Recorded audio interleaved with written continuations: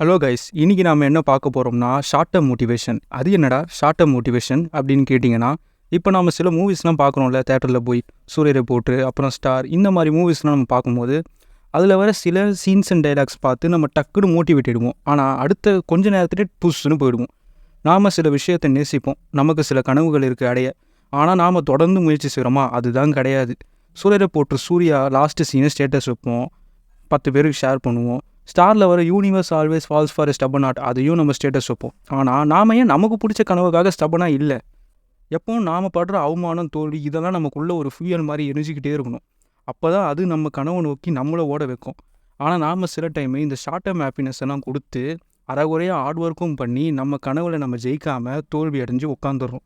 So நாம் நம்ம கனவுக்காக சொந்தமாக முயற்சி செய்யணும், அதுவும் கான்ஸ்டண்ட்டாக ஒர்க் பண்ணணும். அப்படி கண்டிப்பாக நம்ம பண்ணோம் அப்படின்னா கண்டிப்பாக ஒரு நாள் கண்டிப்பாக நம்ம ஜெயிப்போங்க.